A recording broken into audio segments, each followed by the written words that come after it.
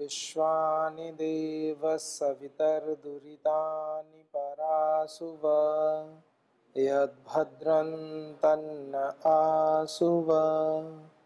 ओम शांति शांति शांति। ओम श्री परमात्मने नमः। ओम श्री गुरुभ्यो नमः। ओम सर्वेभ्यो नमः। ओम। वैदिक संस्कृति के इस स्वाध्याय क्रम में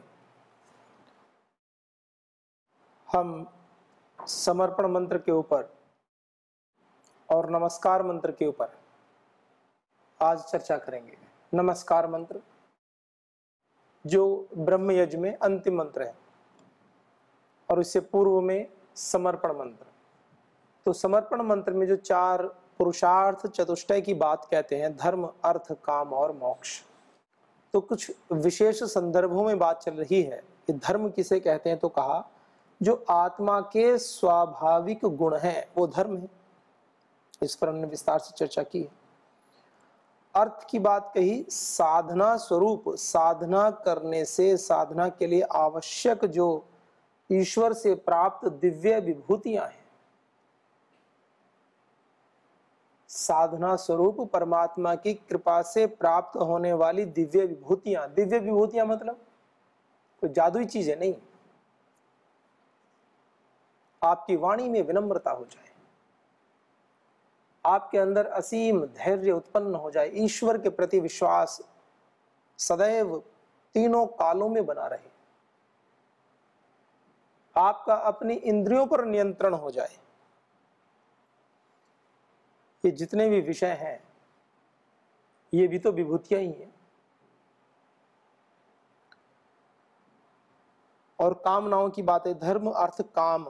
तो कामनाओं के विषय में कहा ईश्वरीय जो वेदाज्ञा है उसका श्रद्धा के साथ में, पूर्ण श्रद्धा से, सश्रद्धा सतत पालन करना और ईश्वर से मिलने की इच्छा बनाए रखना, यह महत्वपूर्ण बात है। परमेश्वर के द्वारा प्रदत्त जो ज्ञान है, श्रद्धा पूर्वक उसका पालन करना, उस ज्ञान का। एक एक बात कितनी महत्वपूर्ण है। कामनाएं, हमारी इच्छाएं क्या होनी चाहिए, तो उसके विषय में बताया कि ईश्वर ने जो हमें वेद के द्वारा आज्ञाएं दी हैं, उन आज्ञाओं का श्रद्धा पूर्वक पालन करना और उनका पालन करते करते कामना कैसी हो, ईश्वर से मिलने की कामना। यह है पुरुषार्थ चतुष्टय में काम का उद्देश्य, जो कामना, जिसको इच्छा कहा है। वेदानुकूल कार्य करते हुए, यह बड़ी बात है। हमारे मन में इच्छा हो रही है, कभी कहेंगे अभी ध्यान करने की इच्छा है, कभी कहेंगे खेलने की इच्छा है, कभी कहेंगे सोने की इच्छा है, कभी कहेंगे कुछ करने की इच्छा नहीं हो रही। समाज में ऐसा भी बड़ा वर्ग है जो कहता आज तो कुछ करने की ही इच्छा नहीं है। ईश्वर के विषय में कामनाओं का संदर्भ दे रहे हैं वेदाज्ञा के अनुकूल। ईश्वर द्वारा प्रदत्त जो वेद हैं उनमें जो आज्ञा कही गई है उसके अनुकूल श्रद्धा पूर्वक, श्रद्धा सतत पालन, श्रद्धा के साथ में और सतत उनकी अनुपालना सुनिश्चित करने के बाद में ईश्वर को पाने की जो इच्छा है उसको कहा कामना। विशेष अर्थ है पुरुषार्थ चतुष्टय में। धर्म अर्थ काम, कैसी कामना हो, कितना सुंदर अर्थ क्या है। और मोक्ष पूर्णतः परमात्मा के आनंद स्वरूप को प्राप्त होना, ये मोक्ष है। और वो कैसे संभव है? जब तक दुखों से छुटकारा नहीं होता तब तक तो संभव है नहीं। आनंद की प्राप्ति होगी कैसे? जब तक मनुष्य दुखों से छुटकारा नहीं पाएगा तब तक आनंद प्राप्त नहीं हो सकता है। और आनंद की प्राप्ति के लिए आवश्यक है समस्त दुखों का नाश हो जाए। और ये तभी संभव है जब हम पुरुषार्थ चतुष्टय की क्रमशः अनुपालना सुनिश्चित करें, धर्म, अर्थ, काम और मोक्ष, और एक क्रमशः की बात करते हैं और एक साथ साथ अनुपालना होती है। जैसे योग के अंग होते हैं, 8 अंगों की बात करते हैं, यम, नियम, आसन, प्राणायाम, प्रत्याहार, धारणा, ध्यान, समाधि। यम, नियम, आसन, प्राणायाम, प्रत्याहार, धारणा, ध्यान, समाधि, अष्टावंगानी, 8 अंग हैं। तो यहां पर जो बात कही गई है 8 अंगों में क्रमशः अनुपालना की बात नहीं है कि पहले यम का पालन करो। यम में भी पहले अहिंसा, सत्य, अस्तेय, ब्रह्मचर्य, अपरिग्रह, इनका पालन करो। फिर इसके बाद में नियम आएंगे, तो नियम में भी शौच, संतोष, तपः, स्वाध्याय, ईश्वर प्रणिधान, इन 5 का पालन करो। इसके बाद में आसन लगाना सीखो। तो जिसका अहिंसा, जिसकी नहीं सधी, इसका मतलब वो आसन भी नहीं लगा के बैठ सकता, प्राणायाम भी नहीं कर सकता। यदि हम क्रमशः बात करें कि यम नियम के, यम पहले यम का पालन करो, यम में भी पहले अहिंसा का पालन करो, तो यदि ऐसी क्रमशः बात करें तो इसका मतलब तो सफाई 6ठे नंबर पे आएगी। अहिंसा, सत्य, अस्तेय, ब्रह्मचर्य, अपरिग्रह, फिर नियम में शौच, तो नहाना धोना, सफाई, तो फिर 5वें 6ठे नंबर पे आ गई। सब पालन करो, सत्य का भी पालन करो, अहिंसा का भी पालन करो, अपरिग्रह भी करो, ब्रह्मचर्य भी करो, लेकिन सफाई भी 6ठे नंबर पे, चाहे कितने भी गंदे रहो। यदि हम क्रमशः बात लेंगे तो यह अर्थ आया ना, भाई 6ठे नंबर पे शौच है, स्वच्छता। उससे पहले के जो यम के 5 अभ्यास हैं, अहिंसा, सत्य, अस्तेय, ब्रह्मचर्य, अपरिग्रह, चाहे कितने गंदे रहें, कुछ भी करते रहें, बस ये 5 अंग की अनुपालना करते रहो। तो इससे क्या पता चलता है? क्रमशः की बात नहीं है। फिर क्रमशः नहीं है तो फिर कैसे करना है? जैसे चक्र होता है ना, गोल, उसमें कोई पहले और कोई आखिर नहीं होता है। तो ज्ञान सबको साथ में लेकर के चला जाता है। जब आवश्यकता अहिंसा की होगी तो अहिंसा का प्रयोग करेंगे, जहां सत्य की आवश्यकता वहां सत्य का प्रयोग करेंगे, जहां अपरिग्रह की आवश्यकता अपरिग्रह का प्रयोग करेंगे। प्रातःकाल बैठकर प्राणायाम कर रहे हैं, वहां आसन लगाकर बैठेंगे। प्राणायाम करना तो प्राणायाम करेंगे, प्रत्याहार करना प्रत्याहार करेंगे। भोजन कर रहे हैं, बहुत अच्छे अच्छे पकवान व्यंजन सामने रखे हैं, बड़े अच्छे अच्छे दृश्य सामने हैं, लेकिन हमें लगता है कि हमारे चित्त की वृत्तियां विषयों में जा रही हैं, तो उनको संकुचित करेंगे, उधर से हटाएंगे। भोजन है, स्वादिष्ट भोजन रखा है, आपको पता है कि अधिक भोजन करने से मेरे स्वास्थ्य पर प्रतिकूल प्रभाव होगा, कम भोजन करेंगे। प्रत्याहार, इंद्रियों को उनके विषयों से हटा करके एक स्वस्थ उपयोग करना उनका, अर्थात नितांत आवश्यकता, परम पूज्य श्री गुरुदेव कहते हैं ना, नितांत आवश्यकता की वस्तुओं का प्रयोग करना ही प्रत्याहार है।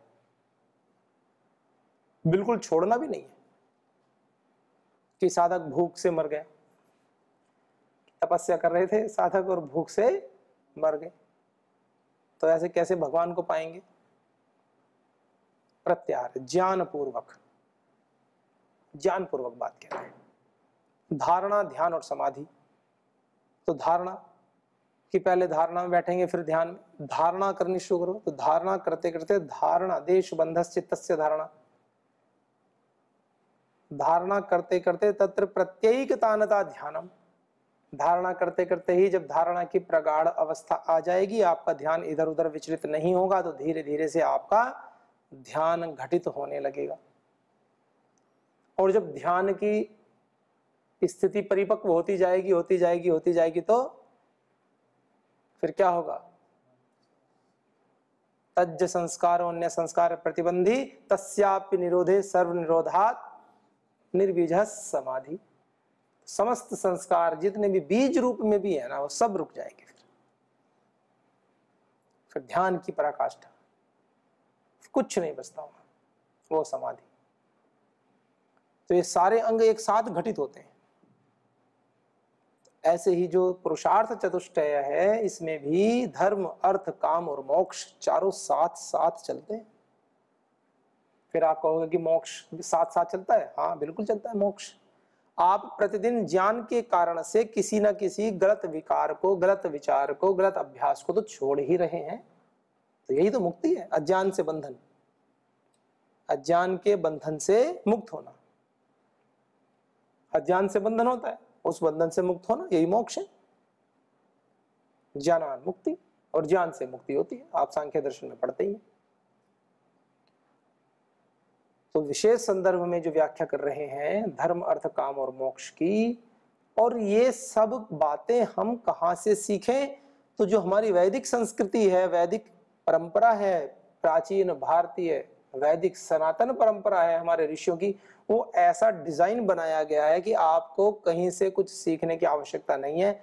आप तो बस धारा है ज्ञान की, अविरल धारा बह रही है, उसमें बैठ जाओ और बस बहते चले जाओ। जैसे जैसे गुरुदेव बताएं उसी के अनुसार अपने जीवन को आगे बढ़ाते चले जाएं। आप स्वयं देखेंगे आध्यात्मिक पथ एक ऐसा पथ है, इसमें आप अपना आकलन स्वयं करते रहें। हम पढ़ते हैं, आप सब भी पढ़ते हैं, सभी साधकों की बात है। आध्यात्मिक पथ के पथिकों का मतलब पतंजलि योगपीठ के, पतंजलि संन्यास आश्रम के सन्यासी और ब्रह्मचारी नहीं, समस्त, क्योंकि हम सभी ऋषि ऋषिकाओं के पुत्र पुत्रियां हैं, ऋषियों के वंशज हैं हम सभी। तो हम सभी का दायित्व बनता है। तो आप सभी अपनी अपनी आध्यात्मिक स्थिति का स्वयं पता लगाते रहा करें। आपके मन में आप देखेंगे सत्व रजस तमस प्रकृति के तीनों गुण हैं। कभी कभी सहजता होती है, कभी प्रातःकाल उठते हैं तो बड़ा अच्छा लगता है, पढ़ेंगे तो याद भी बहुत अच्छा होगा। किसी दिन बिल्कुल मन नहीं करेगा याद करने का, ऊपर से नींद और आएगी सोने के बाद भी। तो जिस दिन बहुत अच्छा होता है उस दिन सत्व बढ़ा हुआ होता है प्रकृति में, और जिस दिन ऐसा होता है उस दिन तमस बढ़ा हुआ होता है, और किस दिन मीडियम रहेगा कि ना तो ज्यादा अच्छा ना ज्यादा बुरा, कि ठीक ठाक, उस दिन रजस। ये प्रकृति के गुण हैं। हमारे विषम खान पान के कारण से भी वो रिफ्लेक्ट होते हैं, प्रकाशित होते हैं। बस धैर्य से उनको देख लो। आपको ये अनुभव में आ जाएगा कि अभी मेरा रजस बढ़ा हुआ है कि तमस बढ़ा हुआ है कि सत्व बढ़ा हुआ है। सत्व बढ़ा हुआ है तब तो कोई बात ही नहीं, अच्छी बात है। लेकिन यदि रजस बढ़ा हुआ है तो क्या करना है? तो अपने सत्व को बढ़ाओ। तमस बढ़ा हुआ है तो क्या करना है? उपाय करो, अच्छे से सात्विकता से नहा धो करके बढ़िया से थोड़ा सा दीपक जला करके बैठ करके थोड़ा गायत्री मंत्र का जाप करो। यदि तमस बढ़ा हुआ है तो सत्व को बढ़ाओ ना, सत्व बढ़ जाता है। सत्वम लघु प्रकाशकम इष्टम उपस्टम्भकम चलंचरज गुरु वर्णकम एव तम प्रदीप वच्च अर्थतो वृत्ति ही, ऐसे कहा। सत्व तो लघु होता है, प्रकाशक होता है। सत्व को बढ़ा लो, क्या दिक्कत है? अगर शरीर में गुरुता आ गई है, शरीर में थोड़ा रजस का प्रभाव है, शरीर में तमस का प्रभाव है, तो उसको दूर कर लो। दूर करने का मतलब आप बिल्कुल नितांत तो उसका अभाव तो कर नहीं सकते, क्योंकि प्रकृति के गुण है, तीनों गुण तो बने रहेंगे। अन्योन्य अभिभव आश्रय जनन मिथुन वृत्तयश्च गुणाः। गुणों की प्रकृति क्या होती है? एक दूसरे में गुथे हुए रहते हैं, एक दूसरे को अभिभव करते रहते हैं, एक दूसरे के आश्रय से रहते हैं, एक दूसरे को उत्पन्न करते रहते हैं। दो कम होंगे तो तीसरा बढ़ जाएगा, तीसरा कम होगा तो दूसरा बढ़ जाएगा, दो कम होंगे उत्पन्न भी करते हैं परस्पर मिथुन। ऐसा नहीं कि सत्व अकेला ही काम करता रहे और रजस तमस का सहयोग ही ना ले, परस्पर मिथुन वृत्ति भी होती है, सबको साथ लेकर चलने की वृत्ति होती है। तो गुणों के अनेक व्यवहार होते हैं। तो इस प्रकार से इन समस्त गुणों को देखते समझते हुए हमें अपनी प्रकृति के अनुसार उसको मोल्ड कर लो, उसको चेंज कर लो थोड़ा सा, और जीवन बड़ा अच्छा आगे चलता है। सत्व एक बार में एक ही गुण बढ़ता है, ये बड़ी अच्छी बात है। ये भी प्रकृति ने एक बड़ा अच्छा नियम दिया हुआ है। ऐसा नहीं हो सकता कि सत्व भी बढ़ा है और तमस भी बढ़ा है, ऐसा कभी नहीं हो सकता कि सत्व भी बढ़ा है रजस भी बढ़ा है। प्रधानता शासन एक करता है, या तो रजस शासन करेगा या तमस शासन करेगा या सत्व शासन करेगा। आप किसी एक गुण को बढ़ाओ तो दो का अभिभव रहता है, न्यूनता रहेगी, लेकिन टॉप पे एक ही पहुंचता है। ऐसा नहीं हो सकता दो टॉप पे पहुंचे और एक कम हो, ऐसा नहीं होता। एक की ही प्रधानता होती है। ये एक विशेष प्रकृति की एक देन है हमारे लिए, अच्छी बात भी है, अच्छी बात भी है। तो ऐसा है, पर उसके कारण का निवारण करना पड़ेगा आपको। यदि तमस बढ़ा हुआ है तो तमस के कारण को हटाना पड़ेगा। तमस का कारण क्या है? छात्रों को क्लास में बैठा दिया, वो पढ़ रहे हैं, नींद आ रही है तो क्या करो, कक्षा में उठा करके थोड़ा सा योगिक जोगिंग के पहला दूसरा स्टेप करा दो। भाई बहुत ज्यादा व्यायाम तो करा नहीं सकते बच्चों को क्लास में, लेकिन पहला दूसरा थोड़ा सा 10-10, 15-15, 20-20 बार पीटी करवा दो, जिससे कि आलस से दूर हो जाए। थोड़ा यदि नाश्ता ना किया हो तो कपालभाति प्राणायाम करा दो। वृक्षासन करा सकते हैं थोड़ी देर के लिए, वृक्षासन, क्योंकि उसमें एकाग्रता की आवश्यकता है।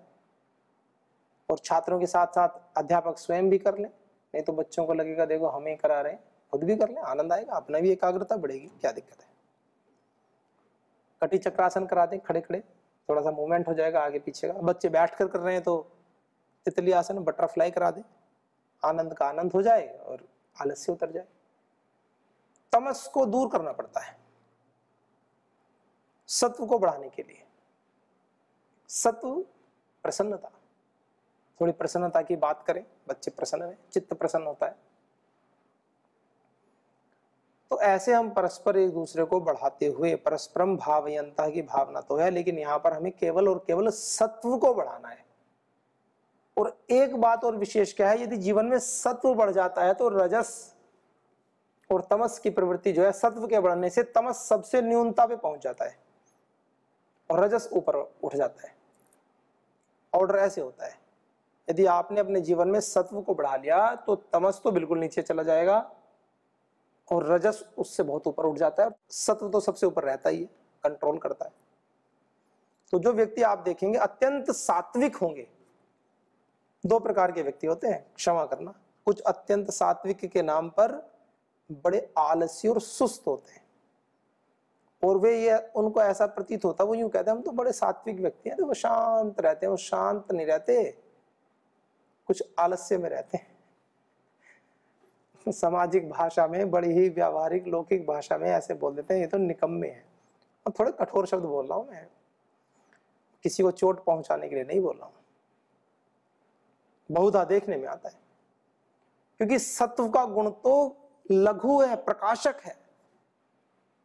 सत्व वाला व्यक्ति तो अत्यंत ऊर्जा से भरा हुआ रहता है, कर्म में उसकी प्रवृत्ति बनी रहती है। सत्व का अर्थ शांत चित्त बैठ करके कोने में कहीं नहीं, विरला कोई एक आधो ऐसा हो जाए तो उसका भी निषेध नहीं है, कुछ साधक ऐसे होते हैं, पर वो पूर्व में अत्यंत क्रियाशील रहे हैं। सत्व की प्रधानता में उन्होंने अत्यंत गहरे गहरे बड़े बड़े कार्य किए हैं, तब एज ए रिजल्ट उनको ये जीवन मिला है। किस जीवन में आकर के किसी किसी की ध्यान साधना में अच्छी स्थिति होती है, पर ऐसी संख्या बहुत कम है। और इस बात का आश्रय लेकर के समाज का एक बहुत बड़ा वर्ग इस बात का आश्रय लेकर के ठाली, जिसको बोलते हैं ना, खाली ठाली है, ऐसे मतलब काम से मुक्ति, बस शांत बैठ जाता है, भगवान की साधना में रहकर सोते रहते हैं, शरीर बड़े मोटे मोटे कर लेंगे। मतलब जिनके मोटे हैं, मैं कोई मोटों का दुश्मन नहीं हूं, फैट बढ़ जाता है। कुछ तो बलिष्ठ होते हैं, बलवान होते हैं, उनके तो क्या कहने, वो तो अपने पुरुषार्थ से होते हैं। इनको जैसे बस खाएंगे पिएंगे और कहेंगे हम तो सात्विक हैं। अरे सत्व मोटे शरीर में नहीं घुसता है, या तो बलिष्ठ शरीर हो, फिर एक बात है, फिर वो हेल्दी होता, वो मोटा नहीं होता। जैसे महर्षि दयानंद सरस्वती जी का शरीर था, बड़ा तगड़ा, 6.5-7 फुट के का शरीर उनका, और बलिष्ठ, कितना बल शरीर में। तो एक बार किसी ब्रह्मचारी ने पैर दबाने लगा ऋषि दयानंद जी के, तो उन्होंने मना किया कि रहने दे। उसने कहा मैं दबा लूं, तो पिंडलियां पकड़ी तो उस ब्रह्मचारी की अनुभूति थी कि ऐसा लगा जैसे मैंने पाषाण खंड को हाथ लगा लिया हो। शरीर था, बलिष्ठ शरीर था। गुरु जी ने एक बार, ऐसा प्रसंग आता है, गुरु विरजानंद जी ने छड़ी लेकर के महर्षि दयानंद जी के ऊपर जैसे छड़ी मारनी चाहिए, 1-2 मारी, तो ऋषि दयानंद ने कहा कि भगवान मेरा शरीर तो वज्र की भांति कठोर है, आपके कोमल हाथों को कष्ट होगा प्रभु। तो ऐसे भी शिष्य हैं कि मेरे ऊपर तो क्या प्रभाव पड़ेगा इस छड़ी का, लेकिन आपके हाथों में कष्ट ना हो, झटका ना आ जाए मारते समय। ऐसा शरीर बलिष्ठ, तो वो बलिष्ठ की परिभाषा एक अलग है। तो जो सत्व होता है, सत्व कार्य करने के लिए प्रेरित करता है। जिसके अंदर सत्व की अधिकता होती है तो उसके अंदर रजस उसके पीछे पीछे लगाता है और तमस दूर रहता है। ऐसा क्रम है, तमस दूर रहता है। यहां जो हम सत्व रजस तमस की बात कर रहे हैं, एक तो तमस एक तत्व है, एलिमेंट है। तमस शरीर में ना हो तो स्थिरता नहीं आ सकती। तमस यदि शरीर में ना हो तो स्थिरता नहीं आ सकती। का प्रकाश और प्रवृत्ति नियमार्थ। प्रकाश सत्व का गुण है, प्रवृत्ति रजस का, और नियमार्थ है, नियम अर्थात वहां स्थायित्व से है नियम, वो तमस का गुण है। ये तीनों गुण, तो तीन प्रकार के गुणों को मिला करके हम ये देख सकते हैं कि हमारे वर्तमान समय में हमारे जीवन में कौन सा गुण बढ़ा हुआ है। शनिवार की छुट्टी हो गई, सो रहे हैं। कुछ भाई बताते हैं कि अब तो शनिवार और रविवार दो दो दिन की छुट्टियां होती हैं। एक सप्ताह में 5 दिन काम होता है और 2 दिन छुट्टियां।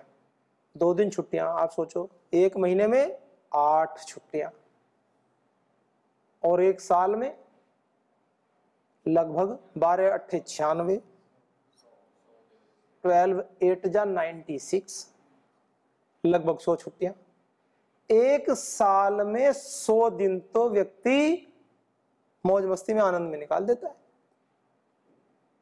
देखो इसका देश पर कितना विपरीत प्रभाव पड़ता है। बरसात होती है, मान लीजिए 1-2 महीना किसान खेत में कार्य करते समय बारिश हो रही है, तो वो सामान्य फसलों का जो कार्य है वो हो गया होता है, तो थोड़ा पशुओं के लिए चारा दिलाने का कार्य होता है, बाकी उस समय कार्य अधिक नहीं होता है। तो उस समय गांव-गांव जाकर के धार्मिक सत्संगों का कार्यक्रम होता था। उस समय सत्व को बढ़ाते थे। पूरे भारत में ऐसा प्रचलन था। आज भी बरसात के समय में बहुत जगह, बौद्ध धर्म में, जैन धर्म में ये लोग करते हैं, चौमासा करते हैं। बरसात में वो जो महापुरुष हैं वो कहीं जाते नहीं, वो एक जगह बैठ करके वहां सत्संग करते हैं। एक आश्रम में जाते हैं, वहां 3-4 महीने बैठते हैं, सत्संग करते हैं।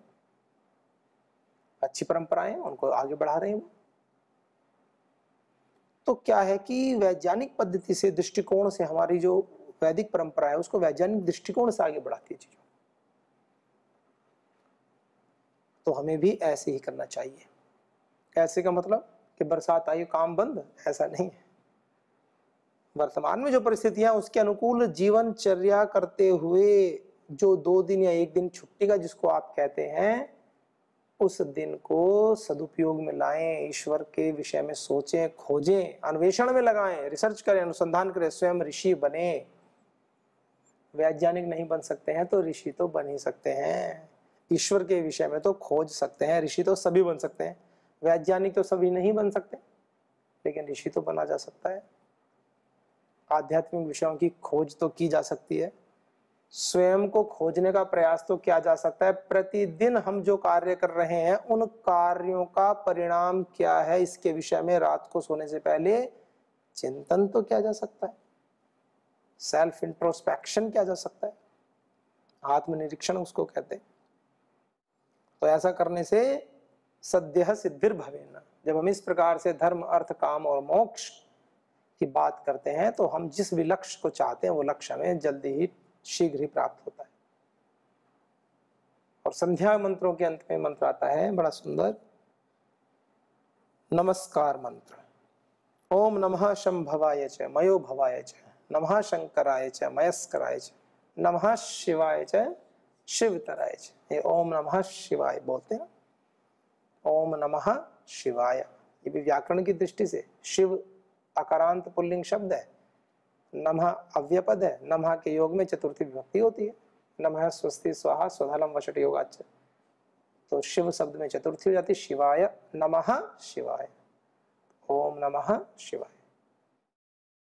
तो क्या शंभवाय च, जो सुख देने वाले परमात्मा है, सुख देने वाले हैं, कल्याण करने वाले हैं, आनंद प्रदान करने वाले हैं, इस सुपथ पर आगे बढ़ाने वाले हैं। जैसे कहते हैं ना कि हमें सुपथ पर आगे बढ़ाओ, अग्ने नय सुपथा, हे अग्निदेव नया सुपथा, सुपथ से ले चलो हमें। एक तो होता है इधर उधर कांटे वाले पथ से लेके जा रहे हैं, लहूलुहान हो गए पैर, एक होता है नया, नया माने ले चलो। और कहां से सुपथा, सुपथ से। ऐसे परमात्मा हम सभी को सुपथ से ले चले, अच्छे पथ पर चलाएं। वो सुख स्वरूप परमात्मा, उनके लिए हमारा बहुत नमस्कार है। उन्होंने ये जीवन दिया और इस जीवन में भी इस वैदिक संस्कृति वेदों से जुड़ने का अवसर मिला। इस सनातन भारतीय वैदिक परंपरा में ऐसे समर्थ गुरु परम श्रद्धेय श्री स्वामी जी आचार्य श्री जैसे महान सशक्त समर्थ आध्यात्मिक गुरु हमें सहज उपलब्ध हैं। तो हमें अत्यंत गौरव का भाव अपने हृदय में रखना चाहिए और अपने लक्ष्य की ओर सदैव बढ़ते रहना चाहिए। ओम शांति शांति शांति। ओम श्री परमात्मने नमः। ओम श्री गुरुभ्यो नमः। ओम सर्वेभ्यो नमः।